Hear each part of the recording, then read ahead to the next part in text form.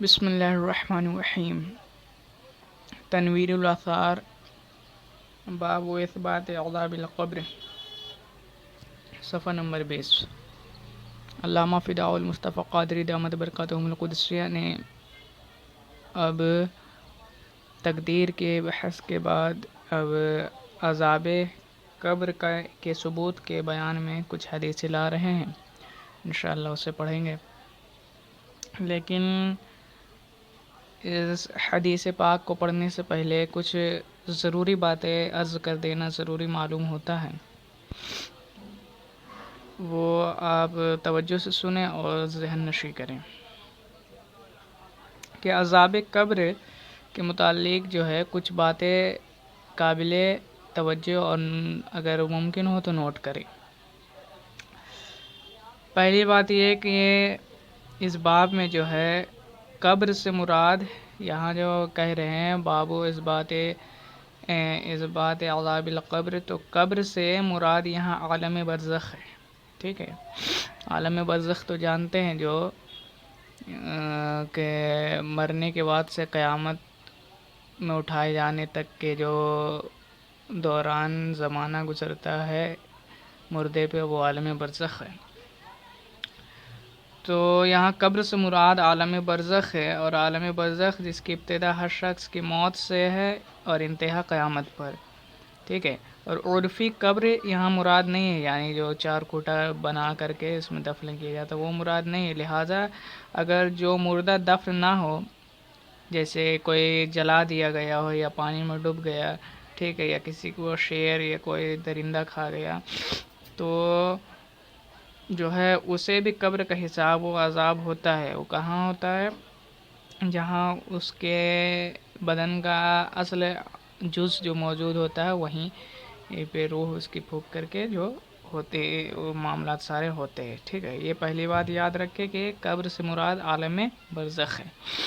دوسری بات یہ ہے کہ عذاب قبر کا ثبوت، اس میں یہ باب ہی پورا عذاب قبر کے ثبوت کے متعلق باندھ رہے ہیں۔ جیسے بعض لوگ عذاب قبر کے ثبوت کے منکر ہیں، تو ان کے رد میں یہ ہے۔ تو عذاب قبر کے ثبوت بہت سے حدیثوں اور قرآن کی آیتوں سے ہے، تو لہٰذا جو عذاب قبر کا منکر ہوتا ہے وہ گمراہ ہوتا ہے۔ تیسری بات یہ کہ قبر میں صرف ایمان کا حساب ہے اور حشر میں ایمان و اعمال دونوں کا۔ سمجھ میں آئی؟ قبر میں صرف ایمان کا سوال ہوگا اور حشر میں ایمان کا بھی اور اعمال کا بھی۔ چوتھی چیز ہے کہ حساب قبر ہمارے حضور کے زمانے سے ہی شروع ہوا۔ پچھلی امتوں پر یہ سوال نکیرین جو نہیں ہوتے تھے، ٹھیک ہے۔ ان سے اپنے مطلب کہ جتنے امتیں ہم سے پہلے گزرے ان سے اپنے نبی کی پہچان جو ہے پہلے نہیں کروائی جاتی تھی قبر وغیرہ میں، تو یہ امت محمدیہ میں یہ چیز خاص ہے۔ پانچویں چیز سے یہ دھیان رکھے کہ حساب قبر جو ہے وہ 8 شخصوں کے سے نہیں ہوتا ہے، یعنی کہ 8 اشخاص کو حدیثوں میں ذکر کیے گئے ہیں جن سے قبر میں جو ہے سوالات قبر میں حساب نہیں لیا جاتا ہے۔ وہ 8 میں کون کون ہیں؟ پہلے نمبر پہ ہے نبی، پھر شہید، پھر جہاد کی تیاری کرنے والا، پھر تعاون میں مرنے والا، ٹھیک ہے، اسی طرح تعاون میں صبر کرنے والا، اسی طرح چھوٹے بچے، ٹھیک ہے، اسی طرح جمعہ کے دن یا رات میں مرنے والا، اسی طرح ہر رات سورہ ملک پڑھنے والا، اور آخر میں مرض موت میں قل هو اللہ شریف پڑھنے والے، ان سے حساب قبر نہیں ہوتا ہے۔ اچھا، اب میں نے جو یہ حساب قبر کہا تو ایک بات اور ذہن میں رکھے کہ حساب قبر اور چیز ہے اور عذاب قبر اور چیز ہے۔ تو ان 8 لوگوں پہ حساب قبر نہیں ہوتا ہے، ٹھیک ہے، اور عذاب قبر ان میں سے بعض نبی پہ تو نہیں ہوگا چونکہ وہ معصوم ہوتے ہیں، ٹھیک ہے، لیکن عام امتی جو ہیں تو ان کو عذاب قبر ہو سکتا ہے، ٹھیک ہے، اگرچہ ان 8 مطلب کہ اس فہرست میں سے ہو، نبی کو چھوڑ کے، نبی اس میں نہیں ہے۔ شہید بھی جو ہے ان کے بھی گناہ معاف کر دیے جاتے ہیں سوائے قرض کے۔ تو یہ بات ذہن میں رکھے کہ حساب قبر اور چیز ہے اور عذاب قبر کچھ اور چیز ہے، ٹھیک ہے؟ یعنی بعض لوگ سے حساب قبر تو اٹھا لیا جاتا ہے، لیکن ان کے گناہوں کی وجہ سے انہیں جو ہے قبر میں عذاب دی جاتی ہے، جیسے چغل خور ہیں، مطلب جمعہ کے دن انتقال کیا لیکن چغل خور ہے، تو حساب قبر نہیں ہوگا، سوالات منکر نکیرین نہیں ہوں گے، لیکن اگر وہ جو ہے چغل خور اور پیشاب میں پانی نہ لینے والے، پیشاب کے چھینٹوں سے نہ بچنے والے، ان لوگوں کے اوپر خاص طور پر حدیث میں آئی ہے کہ ان چیزوں سے عذاب قبر ہوتا ہے۔ تو اگر ایسا کوئی ہے تو عذاب قبر اگر کسی پہ ہوتا ہو، اگرچہ وہ جمعہ کے دن یا اس میں سے ہو، جہاد کی تیاری کرنے والا یا تعاون وغیرہ مرنے والا، جب بھی، تو یہ حدیث کے خلاف نہیں ہے، ٹھیک ہے؟ اور ایک بات ذہن میں رکھے کہ کافر کو جو ہے عذاب قبر دائمی ہوگا، اور گنہگار مومن کو یہ جو عذاب ہوگا وہ دائمی نہیں بلکہ عارضی ہوگا، حتیٰ کہ بعض کا عذاب جمعہ کے شب آتے ہی ختم ہو جاتا ہے، ٹھیک ہے؟ یعنی دفن ہوا اور جمعہ اگر پہلا جمعہ جو آتا ہے اس کی وہ پہلے جمعہ کی رات آئے گی تو اس میں ہی ان کے عذابوں کو اٹھا لیا جاتا ہے۔ اسی لیے بعد دفن سے شب جمعہ تک قبر پر تلاوت قرآن بعض جگہوں پر کرائی جاتی ہے۔ اور ایک چیز یہ ہے کہ حشر کے بعد بندوں کو جنت یا دوزخ میں داخل فرما کر ثواب یا عذاب دیا جائے گا۔ برزخ میں جنت دوزخ کا ثواب و عذاب قبر میں پہنچتا ہے، ٹھیک ہے؟ جس میں میت وہاں نہیں پہنچتا، لہٰذا دونوں عذاب و ثوابوں میں فرق ہے۔ مطلب سمجھ میں آئی؟ یعنی حشر کے دن بندوں کو جو جنت یا دوزخ میں داخل کیا جائے گا تو وہاں کے ثواب اور عذاب کا معاملہ قبر کے ثواب اور عذاب کے بنسبت ڈیفرنٹ ہوگا، الگ ہوگا۔ وہاں جسم اور روح دونوں کے اس پہ مطلب کہ معاملات ہوں گے، اور قبر میں جو ہے برزخ میں جنت و دوزخ کا ثواب و عذاب قبر میں پہنچتا ہے، ٹھیک ہے؟ تو اس کا اثر مردے کو بھی ملتا ہے۔ اور ایک چیز ہے کہ عذاب قبر جو ہے وہ جسم، عذاب جو ہے وہ قبر کو ہے، جسم اس کے تابع ہے، ٹھیک ہے نا؟ اور مگر حشر کے بعد جو ہے عذاب و ثواب روح و جسم دونوں کو ہوگا، یعنی عذاب جو ہوتا ہے وہ قبر کو ہوتا ہے، جہاں پہ وہ اس کا جو ہے اصل عنصر ہے، لیکن اس کا جسم جو ہے اس کے تابع ہوتا ہے، تو جسم کو بھی اس کا احساس ہوتا ہے۔ تو یہ کچھ ضروری باتیں تھی کہ اس باب کو شروع کرنے سے قبل۔ آئیے حدیث پاک پڑھتے ہیں، دیکھتے ہیں۔ انس قال قال رسول اللہ صلی اللہ علیہ وسلم ان العبد اذا وضع في قبره وتولى عنه اصحابه انه ليسمع كرع نعالهم اتاه ملكان فيقعدانه فيقولان ما كنت تقول في هذا الرجل لمحمد فأما المؤمن فيقول أشهد أنه عبد الله ورسوله فيقال له انظر إلى مقعدك من النار قد أبدلك الله به مقعدا من الجنة فيراهما جميعا وأما المنافق والكافر فيقال له ما كنت تقول في هذا الرجل فيقول لا أدري كنت أقول ما يقول الناس فيقال له لا دريت لا تليت ويضرب بمطارق من حديد ضربة فيصيح صيحة يسمعها من يليه غير الثقلين۔ یہ جو ہے حدیث پاک کا جو میں نے یہاں پہ کہ حدیث پاک کی عبارت پڑھی ہے، یہ حدیث پاک حضرت انس رضی اللہ تعالیٰ عنہ سے روایت ہے، وہ فرماتے ہیں کہ نبی پاک علیہ الصلوۃ والتسلیم نے ارشاد فرمایا، ان العبد اذا وضع فی قبرہ، کہ جب بندے کو قبر میں رکھا جاتا ہے، وتولى عنہ اصحابہ، اور اس کے ساتھی لوٹتے ہیں، انہ لیسمع قرع نعالہم اتاہ ملکان فیقعدانہ، تو ان کے جوتوں کی آہٹ، وہ مردہ جو ہے وہ ان کے جوتوں کی آہٹ سنتا ہے، اور اس کے ٹھیک ہے، اور اس کے اتاہ ملکان فیقعدانہ، پھر اس کے پاس دو فرشتے آتے ہیں، اسے بٹھاتے ہیں۔ تو دیکھیں اس عبارت سے دو چیزیں سمجھ میں آئی، یہ کہ مردے بھی سنتے ہیں، انہ لیسمع، بے شک وہ سنتے ہیں، قرع نعالہم، ان کے جو ہے چپلوں کی، جوتوں کی آوازیں۔ ایک بات یہ سمجھ میں آئی کہ جو ہے مردے بھی سنتے ہیں، اور دوسری یہ کہ بعد موت کے یعنی مرنے کے بعد قوت سماعت بڑھ جاتی ہے۔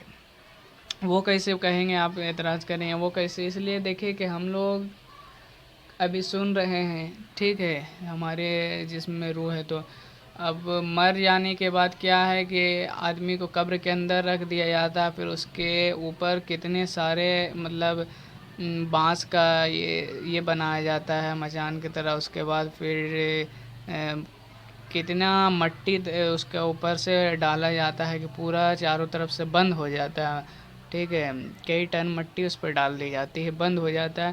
اس کے بعد بھی جو ہے وہ مردہ جو ہے لوگوں کے چپلوں کی آواز تک سنتا ہے، اتنا باریک آواز بھی مردے لوگ سن لیتے ہیں۔ تو قوت سماعت بڑھی کہ نہیں ہے؟ ہم لوگ اتنے، اگر زندہ آدمی کو قبر میں اس طور پر رکھ دیں گے پورا پیک کر کے، اس آدمی وہاں سے اس کے باہر سے گزرے گا تو چپل کی آواز سن پائیں گے؟ نہیں سن پائیں گے نا۔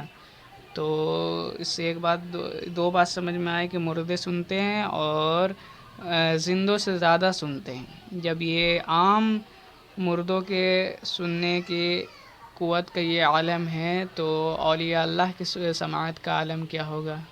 اور پھر اولیاء اللہ سے بھی اوپر صحابہ کرام، اور ان سے بھی اوپر انبیاء کرام، اور ان سب سے اوپر امام الانبیاء کی سماعت کا عالم کیا ہوگا؟ اللہ اکبر۔ تو جو لوگ سرکار کے دور و نزدیک سے سننے کے منکر ہے، تو وہ لوگوں کو اپنا محاسبہ کرنا چاہیے اور ان حدیثوں کو پڑھنا چاہیے، ہے نا۔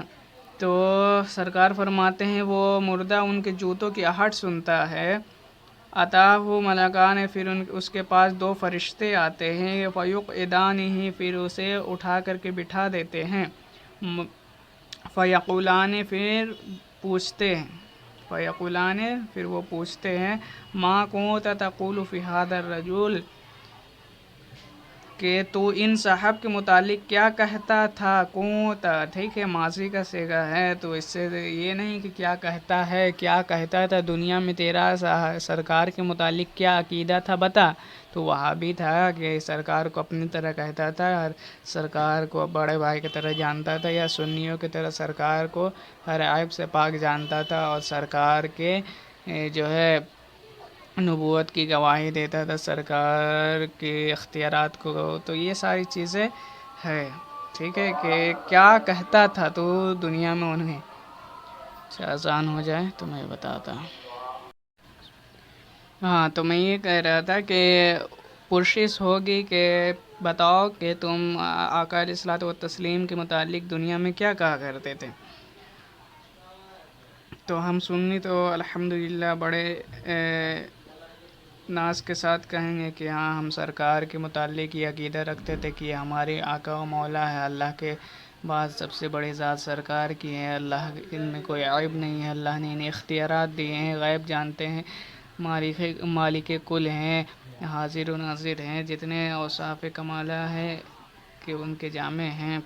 اور یہ ہم لوگ تھوڑی کہیں گے کہ یہ بڑے بھائی کے مثل ہے، معاذ اللہ ان کے خیالات نماز میں آ جائے تو نماز باطل ہو جائے، تو یہ ساری چیزیں وہابیوں لوگ یہاں پھنس جائیں گے۔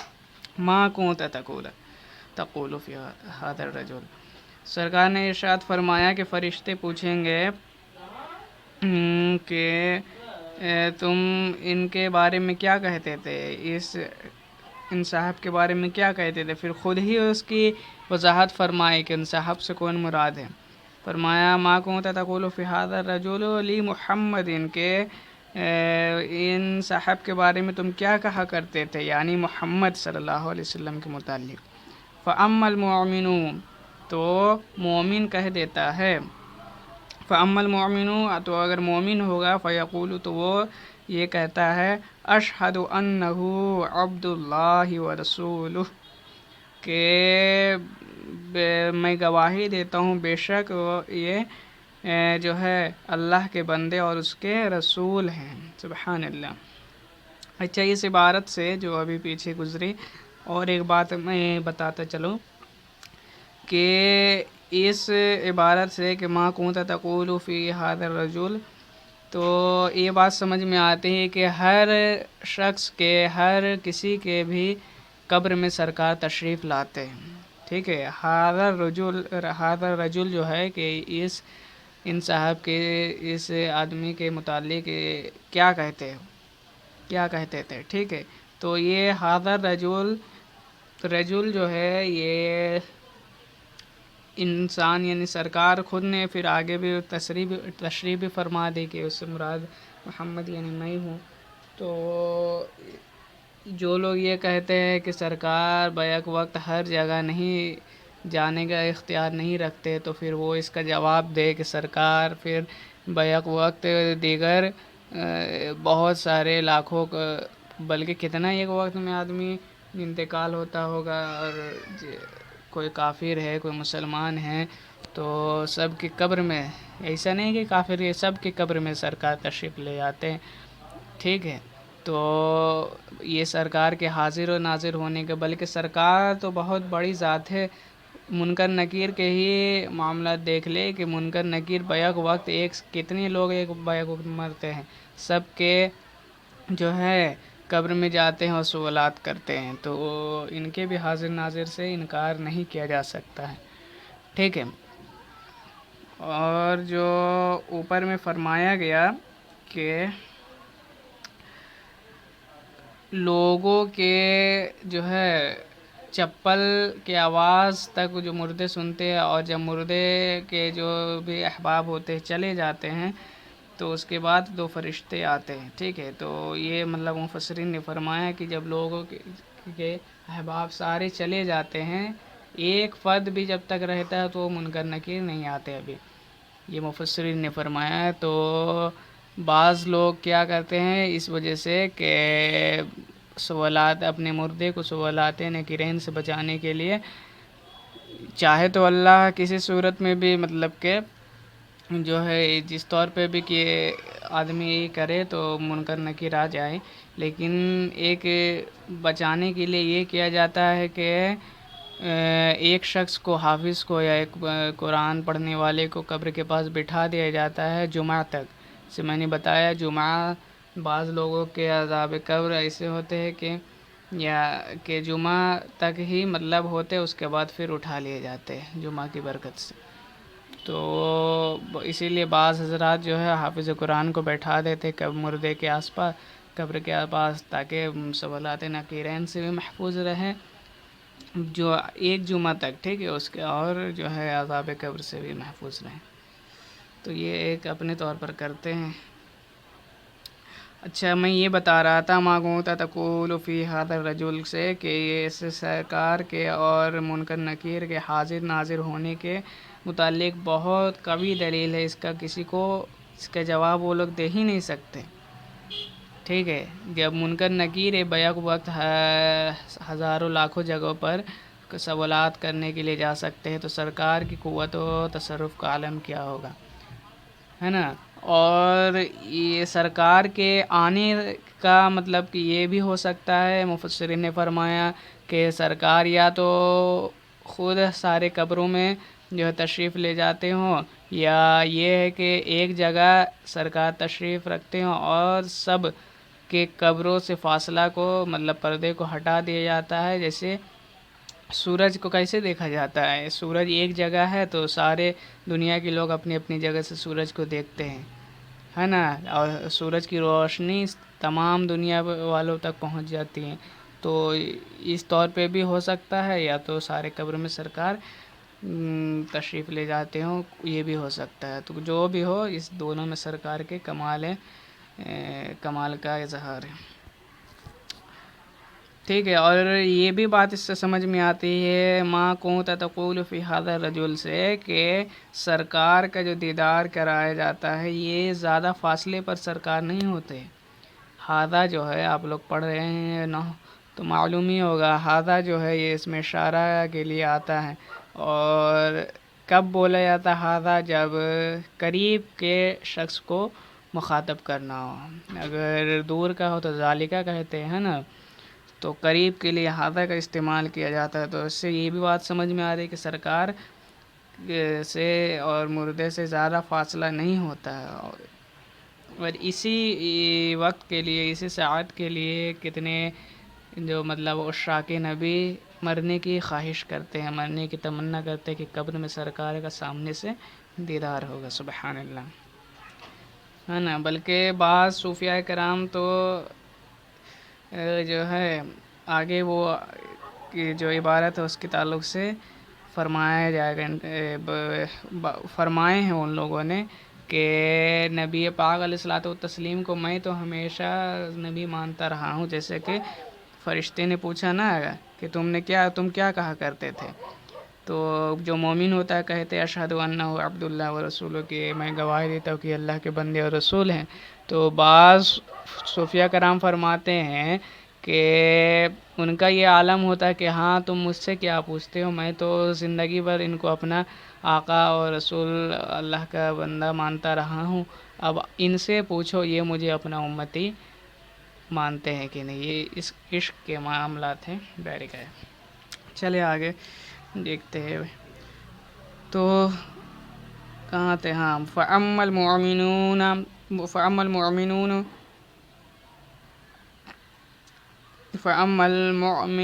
فَيَقُولُ أَشْهَدُ أَنَّهُ عَبْدُ اللَّهِ وَرَسُولُهُ، کہ جو مومن ہوتا ہے وہ یہ کہتا ہے کہ میں گواہی دیتا ہوں کہ اللہ کے بندے اور اس کے رسول ہے. فَيُقَالُ لَهُ انظُرْ إِلَىٰ مَقْعَدِكَ مِنَ النَّارِ، تو تب اس سے کہا جاتا ہے کہ اپنا دوزخ کا ٹھکانہ دیکھ. من النار قد ابدلک اللہ بہ مقعدا، جسے اللہ نے جنت کے ٹھکانے سے بدل دیا. سبحان اللہ. ابدلک اللہ بہ مقعدا من الجنہ، جسے اللہ نے جنت کے ٹھکانے سے بدل دیا. فَيَرَهُمَا جَمِيعًا وَأَمَّا الْمُنَافِقُ وَالْكَافِرُ فَيُقَالُ، بدل دیا تو وہ ان دونوں کو دیکھتا ہے. یعنی جب جو مومن ہوتے ہیں اور صحیح جواب وہ دیتے ہیں کہ اللہ کے بندے اور رسول ہے، تو فرشتے ان سے کہتے ہیں کہ تم دوزخ کے گڑھے کو، دوزخ کے مقام کو دیکھو. یعنی کہ قبر سے مردے کو دوزخ بھی دکھایا جاتا ہے، اس کے بعد جنت بھی دکھائی جاتی ہے. اللہ اکبر. ایک عام مردے کی بصارت کا یہ عالم ہے کہ جو دوزخ، جہنم اور جنت، جو کہ کروڑوں بلکہ کتنے 100 سال کے مسافت کا راستہ ہے، اس کو وہ قبر میں رہ کے دیکھ لے رہا ہے اللہ کی عطا سے، ہے نا. تو سرکار کی قوت بصارت کا عالم کیا ہوگا. اللہ اکبر. تو انہیں جو ہے مردے کو جہنم دکھائی جاتی ہے، پھر بتایا جاتا ہے کہ دیکھو یہ تمہارا جو ہے ٹھکانہ تھا اور اسے اللہ نے جنت میں بدل دیا ہے. یعنی اللہ تبارک و تعالیٰ نے قرآن مجید میں اس متعلق فرمایا ہے کہ جتنے بھی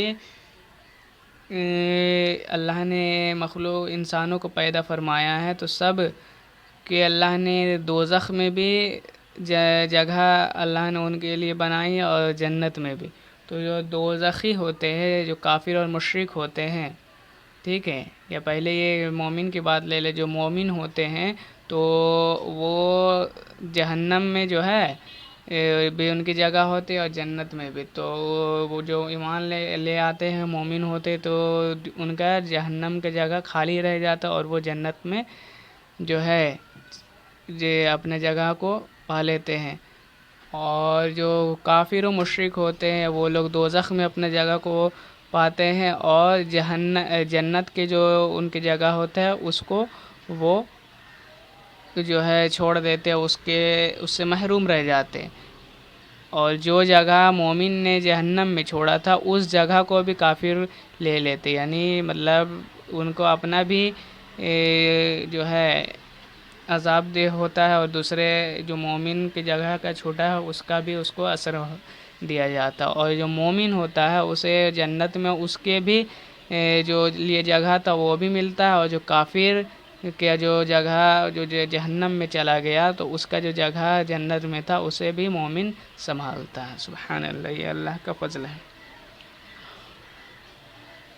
تو جہنم دکھائی جاتی ہے، اس کے بعد پھر جنت دکھائی جاتی ہے تاکہ آدمی کو دوہرا خوشی ہو، اس لیے کہ ڈائریکٹ جنت دکھائی جاتی تو اسے تھوڑا فرق نہیں پڑتا اتنا کہ چلو اللہ نے مجھے نعمت دے دے. لیکن جب جہنم دکھا کے جنت دکھائی جائے تو زیادہ آدمی کو خوشی ہوگی کہ چلو اللہ نے مجھے اتنے جو ہے عذاب والی جگہ سے محفوظ و معمون فرما کر پھر جتنے مبارک جگہ میں اللہ نے جگہ عطا فرمائی تو اس کی خوشی کا ٹھکانہ نہیں رہتا.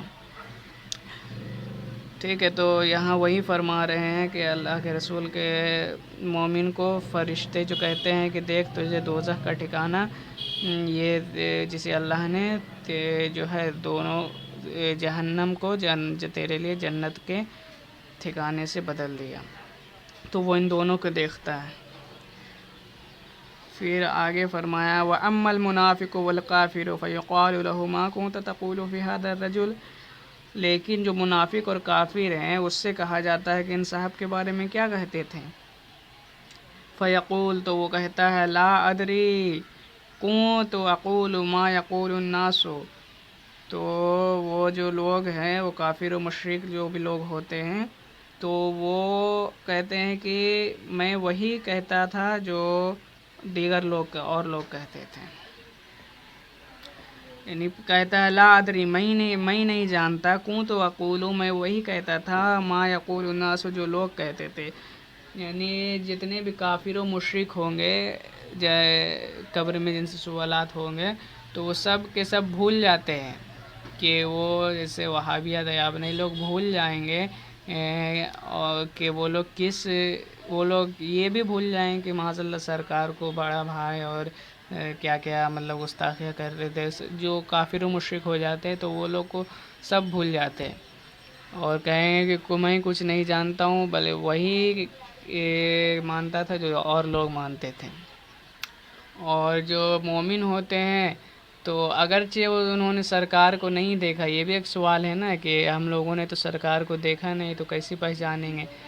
تو وہ نور ایمانی سے پہچانیں گے. جن کے پاس ایمان کا نور رہے گا وہ چاہے دیکھا ہو یا نہ دیکھا ہو وہ اللہ کے رسول کو پہچان لے گا. اور جس کے پاس نور ایمانی نہ ہوگا وہ اگرچہ دیکھا ہو سرکار کو نہیں پہچان پائے گا. جیسے ابو جہل، ابو لہب، عتبہ، شیبہ، یہ لوگ نور ایمانی سے محروم ہیں. تو یہ لوگ کو جب سامنے سرکار کو مطلب تعلق سے پوچھا گیا تو وہ لوگ نہیں بتا پائے انہیں. سمجھ میں آ رہی؟ تو یہ ایمان کا مسئلہ ہے. قبر میں ایمان جس کے پاس رہے گا وہ جواب دے پائے گا. ٹھیک ہے، تو یہ کافروں کا قول ہے کہ لا ادرکوں تو اقول ما یقول الناس. کافر ایسا کہیں گے کہ میں کچھ نہیں جانتا، میں وہی کہتا تھا جو دیگر لوگ کہتے تھے. فیقال له لا دریت لا تلیت ويضرب بمطارق من حديد وضربة ويصيح صيحة يسمعها من يليه غير الثقلين. تو اس سے کہا جاتا ہے کہ تو نے نہ پہچانا، قرآن نہ پڑھا اور جو ہے لوہے کے ہتھوڑوں سے ماری جاتی ہیں. تو وہ جو کافر و مشرک ہوتے ہیں وہ کہتے ہیں میں نے نہیں پہچانا ہے، میں کچھ نہیں جانتا ہوں. تو فرشتے اس سے کہتے ہیں کہ تو نے نہ قرآن کی دلیل سے سرکار کے مطلب پر ایمان لائے، نہ عقلاً تو نے غور و فکر کیا کہ ایمان لے آتا، تو نے کچھ جو ہے حق تیرے پاس پہنچا لیکن تو نے اس کو قبول نہ کیا اور نہ پہچانا، تو اس سے پھر کہا گیا کہ لوہے کے ہتھوڑوں سے وَيُضْرَبُ بِمَطَارِقٍ مِّنْ حَدِيدٍ کہ لوہے کے ہتھوڑوں سے ماری جاتے ہیں، ضربۃ فَيَصِيحُ صَيْحَةً يَسْمَعُهَا مَن يَلِيهِ غَيْرُ الثَّقَلَيْنِ جس سے وہ ایسی چیخیں مارتا ہے کہ سوائے جن و انس کے تمام قریبی چیزیں سنتی ہے۔ اللہ اکبر، یعنی اس کو ایسے گرز سے مارا جاتا ہے جس کو سوائے انسان اور جنات کے تمام مخلوق سنتے ہیں جو آس پاس ہوتے ہیں۔ حتیٰ کہ فرمایا گیا کہ قبر کے آس پاس جو پیڑ پودے ہوتے ہیں اور پتھر وغیرہ ہوتے ہیں سب سنتے ہیں، چرند و پرند جانور آس پاس ہوں تو وہ لوگ بھی سنتے ہیں۔ اب یہ سوال ذہن میں آئے گا کہ انسان اور جنات ہی تب کیوں نہیں سنتے جبکہ یہ لوگ تو زیادہ افضل ہیں بنسبت کے ان لوگوں سے؟ تو جواب اس کا یہ ہے کہ انسان اور فرشتے ہی دو ایسی مخلوق، انسان اور جنات ہی ایسے دو اللہ نے مخلوق بنائی جو شرعی احکام کے مکلف ہیں، ٹھیک ہے، اور ہم لوگوں کو ایمان بالغیب لانا ضروری ہے، یعنی بغیر دیکھے ایمان لانا یہ ہم لوگوں کے لیے ضروری ہے، ٹھیک ہے۔ اسی وجہ سے عذاب قبر جو ہوتا ہے تو مردے چیختے ہیں، چلاتے ہیں، تو اس سے صرف انسان اور جنات نہیں سنتے ہیں، اس کے علاوہ سارے جو ہے آس پاس کے چیزیں سنتے ہیں۔ اور یہ بھی سمجھ لیں کہ جو گرز مارنے والے، ہتھوڑے سے مارنے والے فرشتے ہیں وہ منکر نکیر نہیں ہے، وہ لوگ صرف سوال جواب کرتے ہیں۔ دو فرشتے اور ساتھ ہوتے ہیں جو کہ مطلب یہ سوال جواب نہ دینے کے بعد جو ہے وہ لوگ ان پہ جو ہے عذاب کے لیے مسلط ہوتے ہیں، تو اور گواہ بھی بن جاتے ہیں ان کے ایمان یا کفر کے۔